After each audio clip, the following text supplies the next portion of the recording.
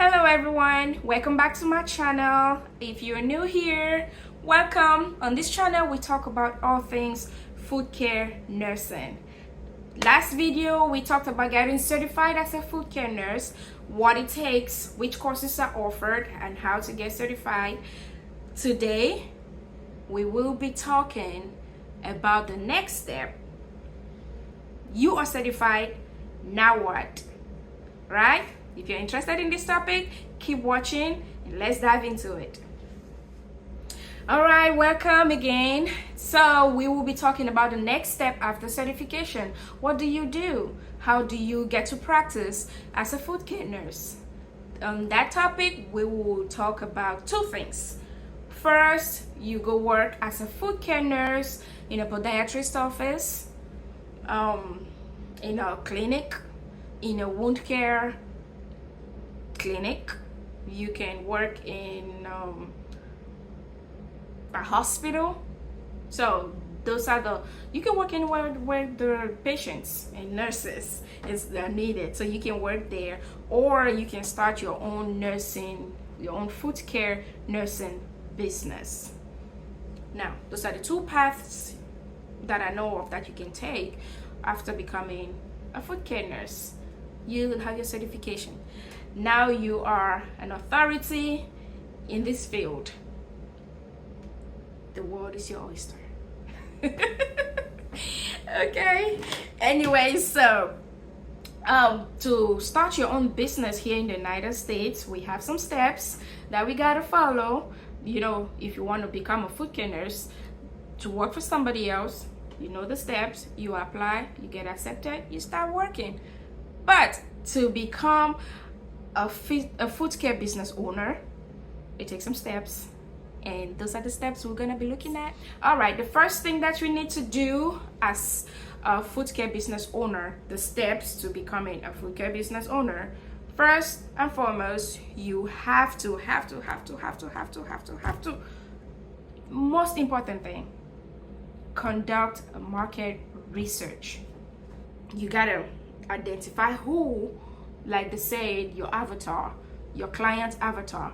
Build this client avatar, make it. You have to know who this person you are trying to market to. You have to know what the market looks like. Is it a saturated market? Is it a need in the market? Is there everything you need to know? Do your research, find out every single thing, make it a comprehensive list of all of this before you start. I know that is not the fun part. That is the hardest work. Well, no, but you have to do your market research. I cannot stress it enough. Because you're gonna find it really hard if you don't know this information before getting into the waters. That's just it. The next thing is your business plan. What you do here, you plan out your model, your business model. Do you want to sell to other businesses? Do you want to work with patients directly? Do you want to go to like assisted livings or home health agencies or whatever those other people are, which are like business to business? That's what you want to see. Secondly, you want to map out what kind of services are you going to be providing. Like, I know we're talking about food care nurses, but there's a whole lot of things involved in it. So you have to know that. And then you also have to know your financial projections. You have to know where I'm starting, where I'm going, how am I getting the funding, how are all these things working. So step one is, what did we say? Market research. Step two, get a plan. What is your plan? How are you going to do it? Who are you selling to? How are you selling to this person? Is it a person? Is it another business? From here on out, how am I going? What is my financial projection? What am I looking at coming up the road? I know some people say it's too early to do that, but if you don't have a vision, if you don't know where you're going, sometimes the road gets muddy. So put a vision down, know where you're going. That way, once you're making a plan of going there, you know the steps you're taking to get there. All right, step number 3 is register your business. Now, different states require different things, and you have to make sure you know what your state requires of you to register your business. Again, do you want to be a sole proprietor? Do you want to be an LLC? Which are the two main most common business modules for food care nurses? Either you get a sole proprietor or the LLC or the PLLC. PLLC is like the practitioner limited liability company. And so know what your state requires of you for each of those things, and then do it. That sounds like duh, but yeah, most of the times we make plans and don't do it. So figure out if you want to be a sole proprietor or you want to be an LLC. Figure out the fees, figure out if your state requires another certification, and then you do it. Okay, next step is getting your insurance. Getting your insurance to cover you and your business. Remember, you have a limited liability insurance coverage, you have general liability coverage, and then you have the business owner's policy coverage. So these are the three different business insurances that is out there. Figure out what is good for your business. Get it before you start. Get your insurance before you touch anybody, so that it covers you whatever comes. Okay, we're not praying that something happens, but you want to be prepared if something happens. Don't take chances. Don't take chances. Get yourself covered so that you are well prepared before you touch anybody. Okay, next step, office equipment, office space. Now, do you want to be a mobile food care nurse? That's where, again, planning your business ahead comes in too. Now you know if you want to be mobile, if you want to go to people, if you want people to come to you. If you want people to come to you, you're setting up an office space. Office space might look like a podiatrist office, might look like a pedicure salon. Whichever way you want to go, that will be perfectly fine. Set it up.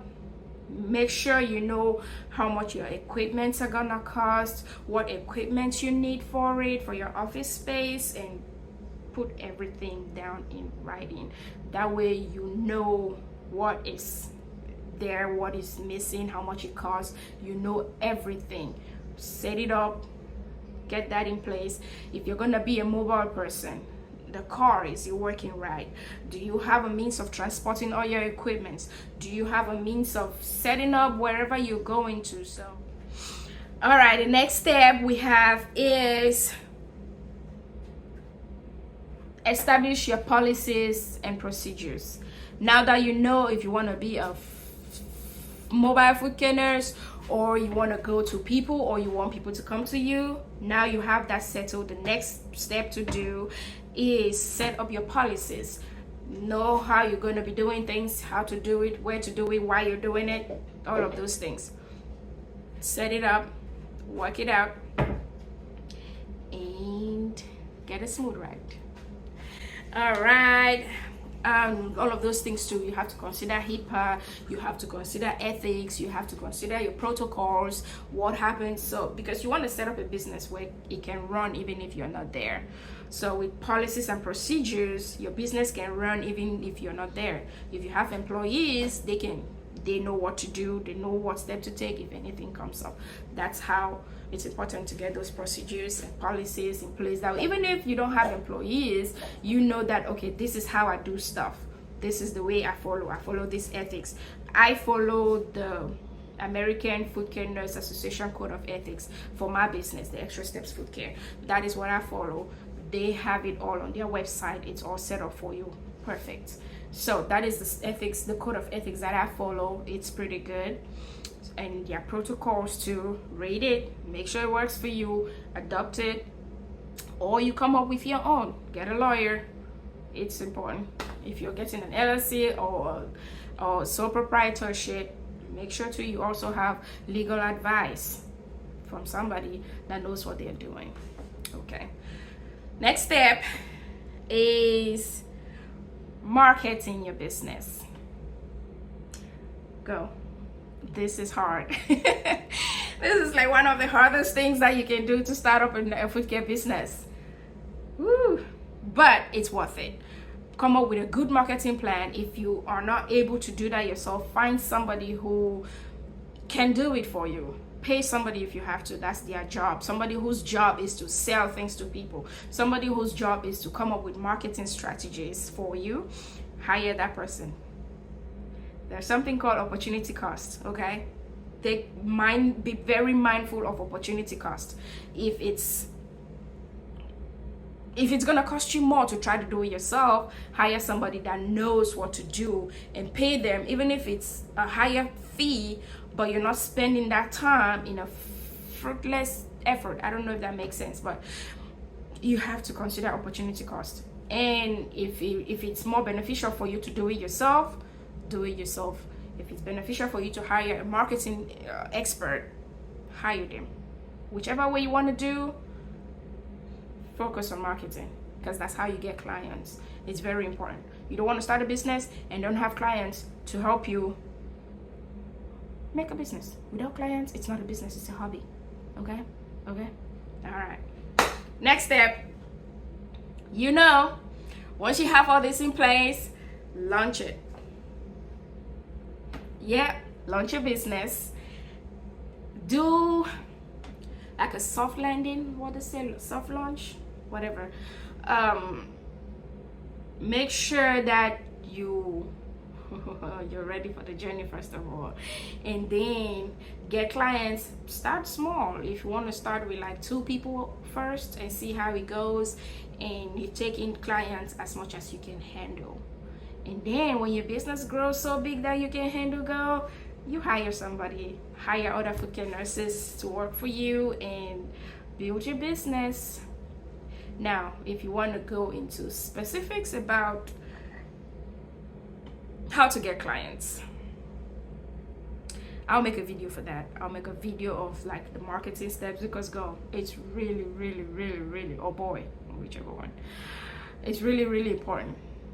Marketing, how to get clients, how to get your business going. It's important. After you're launching, one thing that I forgot. Once you're setting your business, come up with a name. Come up with a name. That's the fun part. It's fun trying to come up with a name. Now they have AI, so AI can come up with a name for you. If you like it, you go with it. If you don't, you change it. For me, I looked into all the AI name generation things, and I liked a couple of them, but they were just so generic. It was just so not, I don't know. I didn't really find any that I could say boom shakalaka. So how I came up with extra steps, I was talking to my husband about going the extra mile to help people, taking those extra steps in helping people. And he was like, that sounds like a good name for your business. And I was like, yes it is. So yeah, that's how we came up with the name. But for you, it might be an inspiration like that, or you go to AI, it helps you, whatever floats your boat. Get you a name, register it. When you're registering your business, either as an LLC or as a sole proprietor. But with a sole proprietor, all you need is a DBA. So get your name, register as a proprietor with your DBA. DBA is doing business as. That means some states require it, that if you're going to register as a DBA to get a sole proprietor business going. With an LLC, you need to get something with the Secretary of State for your state. I don't know how much it's going to cost you for where you are, and you go from there.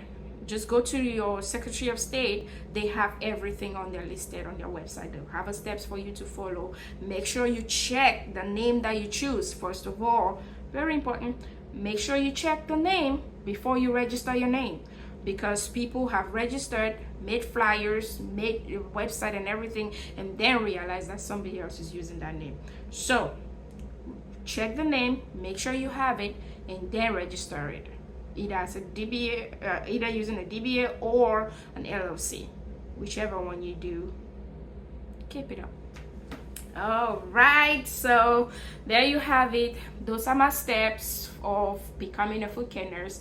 But like I said, if you want to see how to get more clients, I will make another video for that, and keep watch for it. Make sure to like, share, subscribe on this video, and hit the notification bell. That way whenever I post another video, you know it. Thank you so much. Until we'll see you next time. Bye.